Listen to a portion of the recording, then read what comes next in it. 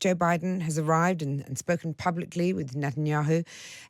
But coming the day after the hospital blast, his visit could barely have come at a more sensitive time, could it?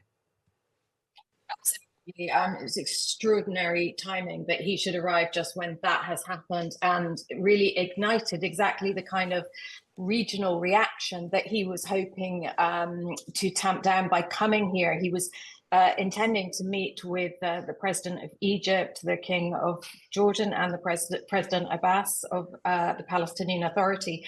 And those meetings have now been cancelled in light of what happened. There's 3 days mourning in the Palestinian territories. But even the Jordanian foreign minister said that there was no point in talking about anything except stopping the war. Indeed, because I think a lot of people will be curious to know why he carried on with the meeting with Netanyahu, but didn't attend. Is it because of the 3-day mourning?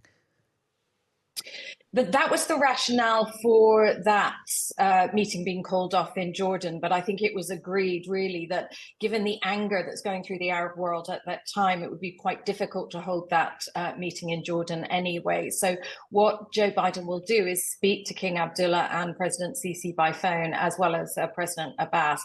But yeah, in light of such a horrific loss of life, it was decided that this could not happen in person, and that Abbas could not leave the Palestinian territories, where he's actually not very popular, and go to Jordan to meet with President Biden.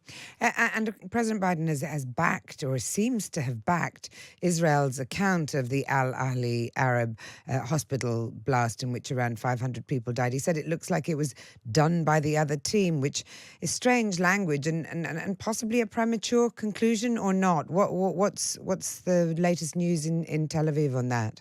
Well, the IDF gave a briefing this morning in Tel Aviv. They did present some compelling evidence to support the conclusion that it could be a misfired rocket, which they attributed to Palestinian Islamic Jihad.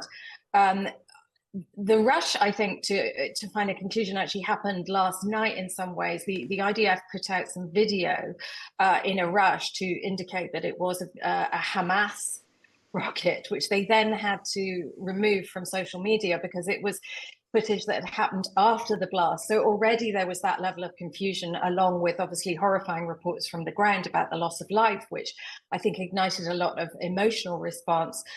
What I think in daylight we've been able to look at, the IDF has presented some what it says are intercepts of communications between Hamas operatives, in which they talk about it being an Islamic Jihad rocket.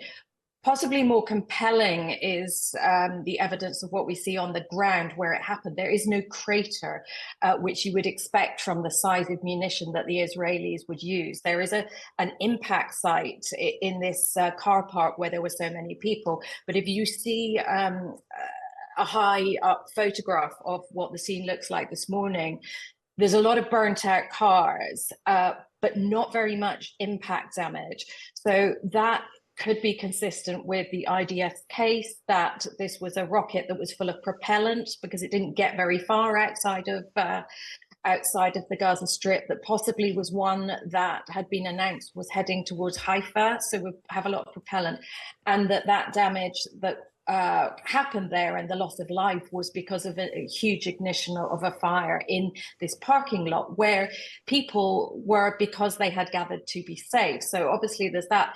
It was in an area that Israel has asked people to evacuate from northern Gaza to go south. These are people who didn't go south, where conditions are extremely difficult, where people are sleeping in the streets, there's not enough water, there's no power. These are people who chose to stay in Gaza and went to sleep in the hospital grounds in the belief that that was a safe place. So whatever was behind what happened, it is an absolute tragedy for those people who thought they were in a safe place.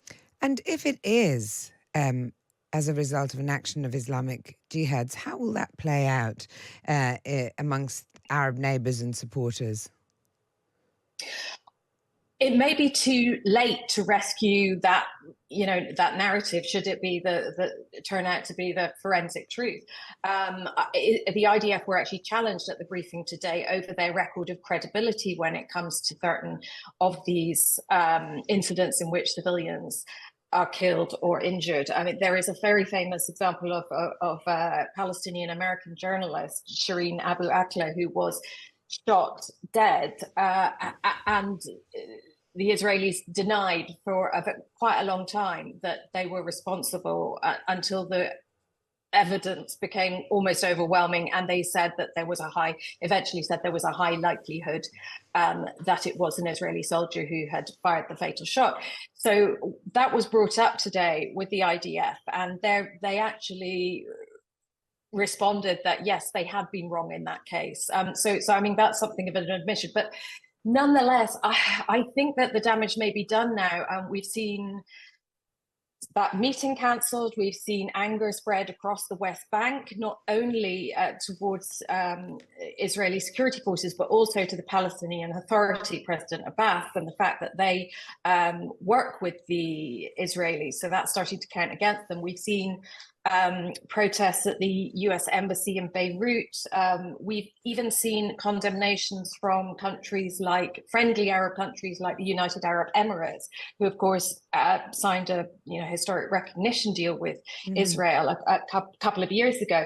So I mean, I think the Arab street has really already made its mind up about what happened here, and the belief that or possibly the belief that whatever happened in that exact instance, Israel is ultimately responsible.